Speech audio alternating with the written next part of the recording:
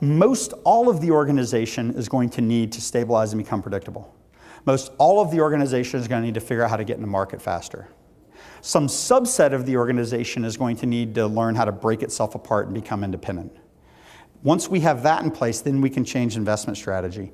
Now we can start talking about no estimates and lean startup and just empowering people and letting them go solve problems.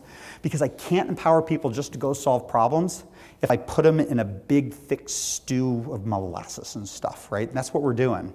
One metaphor I wrote about years ago is I have a son who's a sophomore in college now.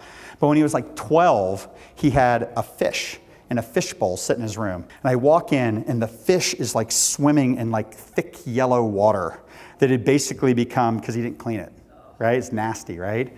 And so my question is always, if you're that fish swimming in the fishbowl, how do you clean it? You might recognize it's dirty, right? But how do you clean it? What I think is that making these kinds of changes requires some intentionality, right? Some agency. I don't think it's just a matter of telling the fish, hey dude, your fishbowl's dirty. You really need to get that cleaned up. You know, if I just empower the fish and give him the resources, right, he's gonna clean the fishbowl, right? At some point in time, somebody's got to pick him up, put him in clean water, dump the water, put more water in, clean the bowl, right, all that kind of stuff, and then maybe put him back in his original bowl. It's a little bit about what you guys have to do in your organizations, right? Just saying that the people closest to the work are the best ones to solve the problem. Well, yeah, until the problems are beyond their span of control. So not everybody's like thinking about system design and how to organize and how to systematically break dependencies, right?